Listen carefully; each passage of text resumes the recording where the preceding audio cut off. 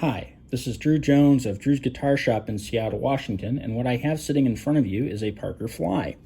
This guitar came in here with some interesting stuff. I'm going to go ahead and show you the front just because this thing has led kind of an interesting life. You can see that there was a neck break here at some point that got fixed with some dowels. You can see that there's some burn through in the finish here. This was probably a really nasty break, and it probably went together about as good as it could, because the finish work on here actually doesn't look too bad for what is the result here. Sometimes that's the best you can hope for with really, really nasty breaks. But it didn't come in for that. What it came in for was some electronics issues. Basically what was happening with this guitar was that the player was getting this crackling sound, and the electronics just weren't acting like they should.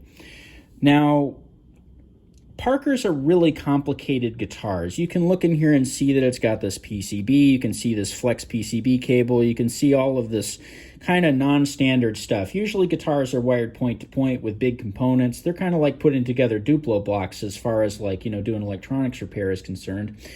This is a bit of a different ball game.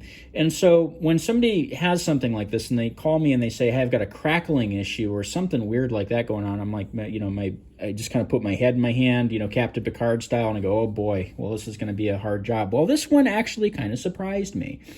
I was expecting to have to kind of chase things through this complicated circuit with all these chips in the back and everything, but that's not what ended up happening. What ended up happening was that I pulled that PCB out and I found this under there. Let me go ahead and zoom in on this so you can see exactly what this is. What this is two wires that aren't even soldered, that are just kind of twisted together. Now, the issue is that these wires, on top of not really being connected the way that they really should be, were laying on the paint that's in here. I'm going to go ahead and back this out and show you. You can see that the interior of this cavity is lined with this kind of coppery looking paint. That's shielding paint. It's conductive. It's meant to basically produce a Faraday cage in here, and it goes to ground. Now, as soon as I saw these two little wires together like this, I thought, well, gee, that sure looks like a north and south coil from a humbucking pickup, like is in this guitar, that are joined, and they are laying basically on top of that ground. So this is a hot, that's a ground. And so what we ended up with was basically a short. And so I can actually reproduce the problem that this customer was having just by taking this and taking these wires down and touching them to that.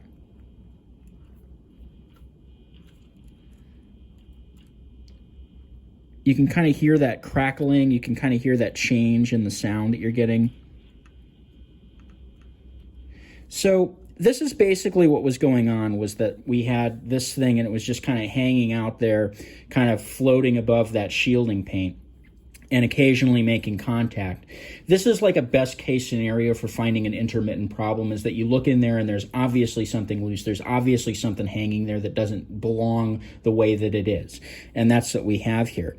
Now, interestingly, this is actually also related to the exact issue with the electronics not working quite the way that they should.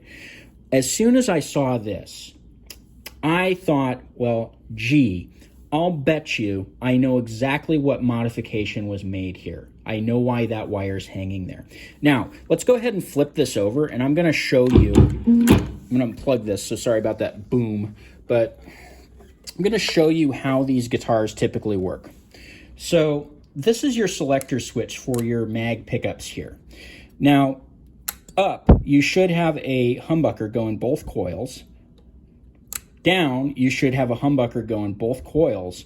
But as opposed to some other guitars, when you put it in the middle, what you have is a single coil from each of these pickups. The interior coils should be the ones that turn on, and the exterior coils here should be off.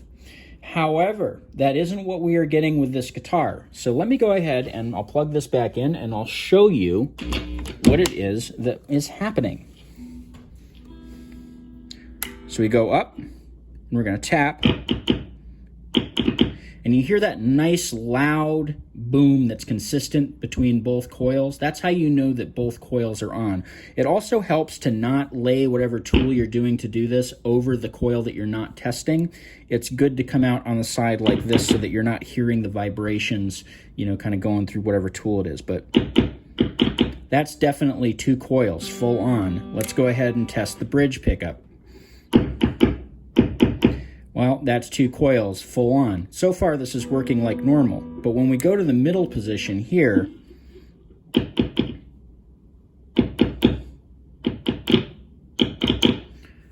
all these coils are on. So that's not working the way that this Parker should be working. Basically what happened is that somebody at some point decided that they wanted this to work a little bit more like a Les Paul or something like that than they did a Parker. So basically, middle position, you've got 2 humbuckers fully on. This is going to make this guitar sound quite interesting compared to normal Parker flies, to say the least. So this is an interesting find, and it's cool that this was just kind of neatly packaged in this one little thing that I found in there, which was those 2 wires together. Now, the reason that kind of stood out to me as probably being this modification is that if you go and you pull up any kind of wiring diagrams about installing any 4-conductor pickups like are in here, and you look at installing those humbucking pickups without any kind of mod. So no, no coil shutoff switch, no phase switch, no series parallel or anything like that. Just a straight pickup to an output jack or whatever. What you're going to see is that you take the north and south coils and you twist them together and you solder them, because that actually kind of completes the humbucker of the humbucker thing.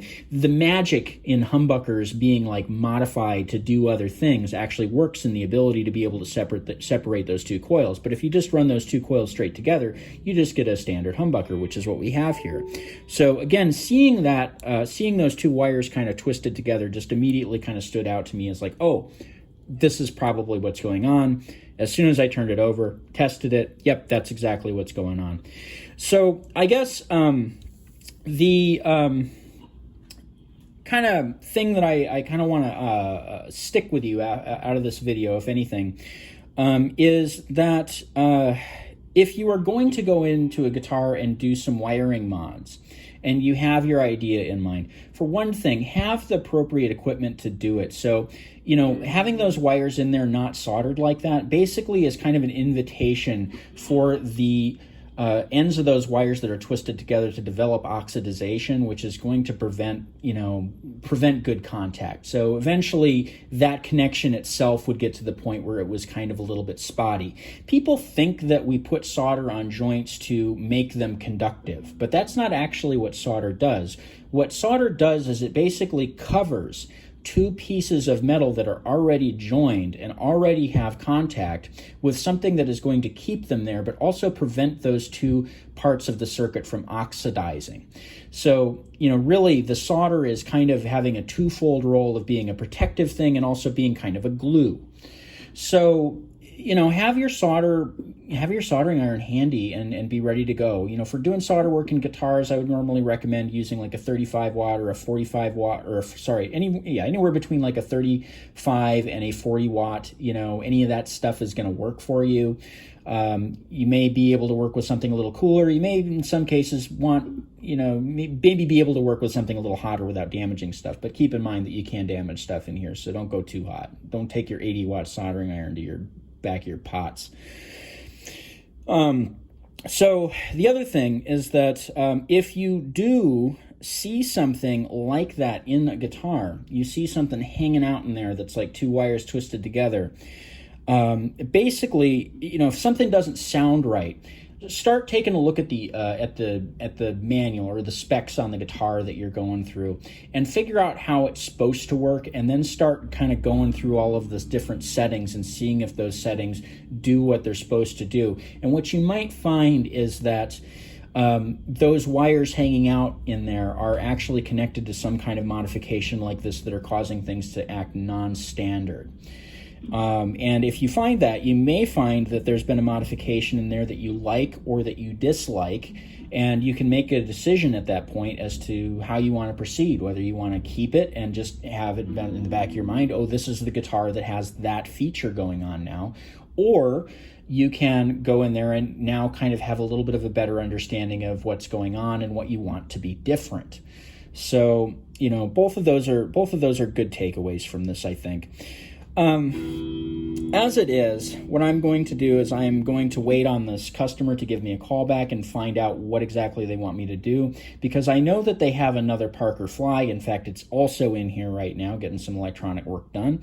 And I don't know, maybe they would prefer me to leave this so that both of these humbuckers work. Either way, I pretty much do what the customer wants me to do, and so I'm going to wait to see what their word is on this. But I did figure it out for him and was able to give him a diagnosis, both on the crackling and on the electronics not sounding the way that they should. Fortunately, like I said, this is a case where just pulling off that PCB and looking in there yielded something very obvious that was wrong in the form of this thing, rather than having to go in and chase a whole bunch of stuff through that PCB, which is always just a nightmare. Just as a personal side note, I will say that I'm not in favor of this kind of thing. When I open up a guitar, I want to see standard point-to-point wiring with standard parts, not just because it is my belief that those types of systems are stronger and capable of taking more punishment, and guitar players tend to put their instruments through a lot of punishment, at least as far as the instruments that I get in my shop, but also because we have, as luthiers, kind of a set system of things that we're used to looking at and used to testing. This is kind of outside the wheelhouse of somebody that just works on guitars. Now, somebody who works on amplifiers, they're probably going to be comfortable taking a look at this thing. I'm comfortable taking a look at this thing not because I work on amplifiers, but because I've worked on exactly this kind of thing in the past and in other contexts. But, this is definitely going to be a bit above the heads of some of the folks that would be looking at it. And I just really am not a fan of making things inaccessible when it comes to repair. I don't like the kind of mentality that, oh, your iPhone is old, so you just throw it away. I want things to be fixable. I want to be able to go in there. I want to be able to, pull up a diagram and understand exactly what's going on and to fix it. Pull out a component, replace it with something that's not broken. And this doesn't really allow you to do that. And here, I'm going to go ahead and even show you kind of what's going on under this PCB, because, maybe even there are some Parker players in here that don't really realize how complex this really is. So we're just going to go ahead and disengage these flex ribbon cables, and going to go ahead and show you what's underneath that thing. Now, for those of you who aren't familiar with looking at PCB electronics like this, every single one of these things in here is a surface mount component, which is hard to repair. These things are designed to be pressed in by a machine, which then, solders it and lifts up and then does the next one and lifts up and does the next one, lifts up. This is not a thing that's designed to be touched by humans. The other thing that I'll say looking at this is that you've got these integrated circuit chips, these IC chips in here. So this guy here, this little guy up here. And I could look these component numbers up and figure out exactly what these chips are, but to suffice to say, what's going on in here is that there's like little diodes, maybe there's transistors, maybe there's something else going on, but basically there's like a little bit of almost logic going on in each one of these things, and they're extremely delicate parts, which these things basically have the ability to be destroyed in a lot of cases by the static electricity that you're carrying on your body that you can't even feel, which is why I'm handling this thing from the edges like this.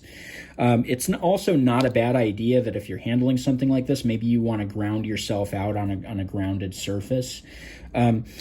You can be carrying millions of volts of static electricity and not necessarily feel it, but this thing will feel it. If you touch it and you manage to transfer that static that's on you into this thing in the wrong way, sometimes you can get things to blow up. And I'm not a huge fan of that either, because honestly, who who amongst us, getting into something, hasn't gone in and been like, oh, what's that thing do? Those things are pointy, and just touched it. Well, if you touch those pointy things, that's right on the back of this piece. That's right on the back of this integrated chip here. You might be frying apart. So, just that's very, very worth keeping in mind when it comes to this stuff. And it's one of the reasons why I'm not a fan of this, printed circuit board stuff in a guitar. Most likely, these chips that are in here are not of the super delicate variety, but I don't know that going in. I'm going to have to look the part number up to determine the delicacy of the thing that I'm working with. And honestly, when I open up a thing and I see IC chips in there, I assume that they are the kind of thing that will break if you breathe on them wrong. Because that's the safest assumption to make. I don't like seeing those when I open up a guitar. I don't like seeing them in there. I don't like the fact that I'm, literally when I look at that, I'm thinking about myself as a hobbyist in my teens, going through all my guitars and kind of messing with stuff and figuring out how stuff works and imagining blowing something like that up and just how much of a tragedy that would be, So that's my 2 cents on, these kind of more modern PCB type arrangements in these guitars. And I'm starting to see more of it, and I'm not liking it, to be honest. I'm seeing this stuff in Gibsons and in Fenders, and that's not to mention, you see all those, those onboard mounted preamps and acoustic electrics, and this is basically all the stuff that's going to be living in that too.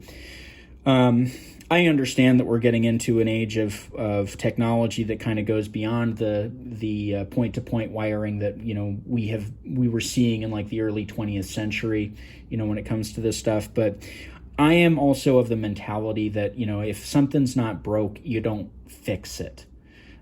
So I don't know if there's somebody watching this that's involved in the engineering of this kind of thing. Maybe take what I'm saying and consider it. Not saying that you need to listen to me, but, these are thoughts that go through my head as somebody that's been doing this for a long time and as somebody who thinks back to the 14-year-old kid who was, dissecting his guitars on mom's dryer, Things should be simple. Anyway, this has been Drew Jones of Drew's Guitar Shop in Seattle, Washington. If you enjoyed this video and you found it entertaining, consider kicking me a few bucks on my Patreon or my Ko-Fi that are linked in the description of this video. Also down there, you'll find a link to my Reverb page where I sell guitars and some other stuff. And you will find a link down there to my website where you can find my pricing info, my contact info, as well as a page that I wrote on caring for stringed instruments. That may have some information in there for you. Also, I just added a page on basically everything that you want to know about frets, going fretless, anything like that. And you can access all of that stuff by going to my price page and clicking on any of the hyperlinks in the fretting section. If you know any friends who are interested in this kind of video content, please link them my stuff. That's always really helpful. And this has been Drew Jones of Drew's Guitar Shop in Seattle, Washington. Thank you for watching.